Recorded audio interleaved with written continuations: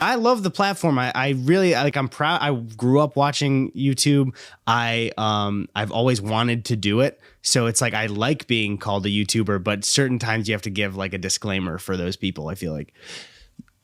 I don't know how I fully feel about it. I remember when Casey Neistat was on his daily grind and he made his I'm a YouTuber video. There was this moment where I would call myself that. I'd also add other descriptors. Yeah. But it was this moment where I felt even more proud because it was because obviously everything's different, but you had this top tier content and that's what everyone thought of. Do you feel like when people maybe outside of your age group think of YouTube, they think of Jake Paul? I think it kind of just depends on how much people are involved, because I think with demographics it's so weird now. Like my uncle who's retired now started watching my videos and like loves them now, and then everyone else in my family that's around his age has no idea what's going on for it. So it's weird because like even I have an older sister and she doesn't really watch YouTube, but one of her friends does all the time and watches people that we watch. So it's weird where it's with a demographic thing. I don't know how to gauge it ever, because then I feel like I'm insulting the person, if you start explaining. But I think if this were 2017, Jake and Logan are like the YouTubers. Sure. And now I think with every year that goes by, it's more and more legitimate.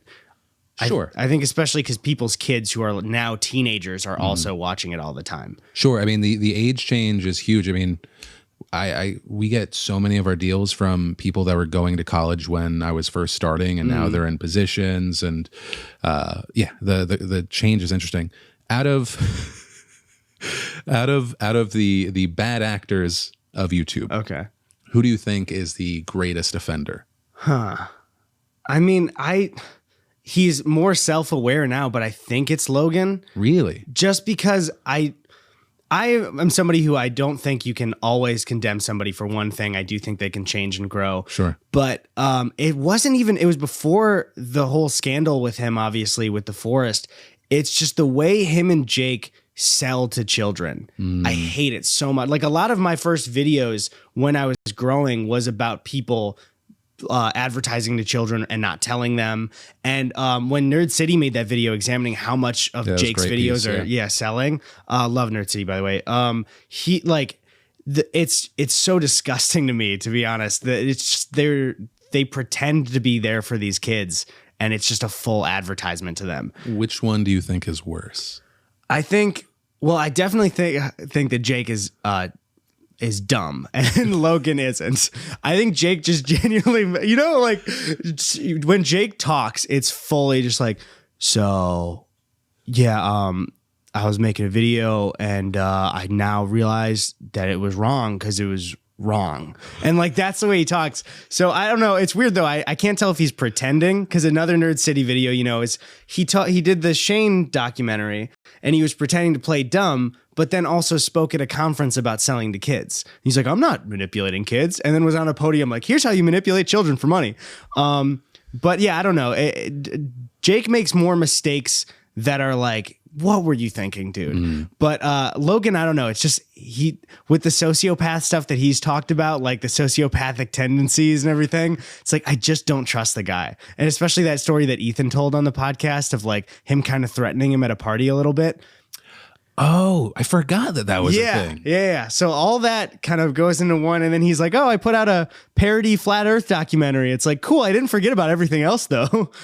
Yeah. I before the Suicide Forest situation, I definitely I was fascinated by them, just like the whole back and forth music video thing. Return of the Pauls. I was just like, this is, for me, and it's because I care about I really appreciate the business side of it.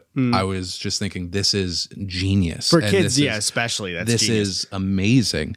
I've always thought Jake Paul is the worst. I thought before the Suicide Forest, and I think I've talked about it on podcasts. I was actually a fan of Logan Paul. I find his content really, really solid, you're gonna think worse of me. No. I have even seen some of his vlogs, and there's more of an appeal, I think, to like older people than there are for Jake's. I think that he's also thinking now, redemption tour done, thinking about older audience, and I think you see that in his podcast, and he's interesting to me. I do not trust him. He's reached out to me several times to be a part of the flat earth thing. I feel comfortable saying that because he talked about it on his podcast.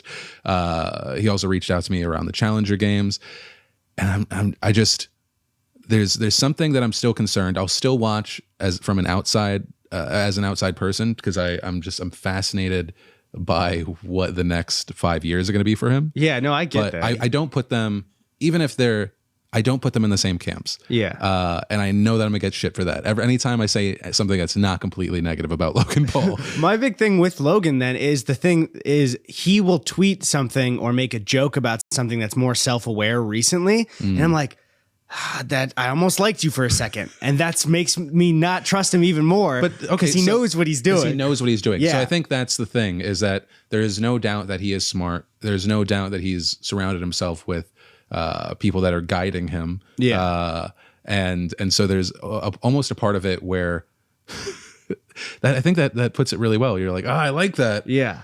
Is that legit, or are you knowing that people are going to react like this? Am I being manipulated right now? Exactly. I was having a discussion about Logan's account with my brother, and he said something that was like, I was really smart for it. If he was saying, because it was right after OJ came back to Twitter, and he was saying like, I hate that. That's a fucking I know, or not real. Back, but he was saying if OJ started memeing the things that happened before, he would gather an audience of people that would think it's hilarious. Oh, yeah. And there's nothing you can really do about it if he was making memes. So he's like, if OJ starts making jokes, you can meme your way out of murder, possibly.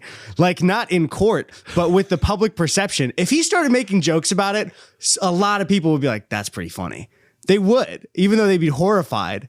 I wonder what the public reaction would. I mean, I know that I can think of a number of people that would be like, yes. Yeah. Every time he says, hey, Twitter world, I lose a year off my life. It's like, I can't understand. Anytime it's just, hey, Twitter world, it's like, what? It's OJ still. Like, people are retweeting this. It's very interesting that we live in a year where you can see a headline where it's like, OJ Simpson comments on Democratic debate. And you're like, what? No. And the thing he said was like, oh, it's everyone's duty to pay attention to this. And it's like, you're right, but you're also OJ, so I can't deal with this. But you're also OJ is after everything he does. Yeah, but exactly.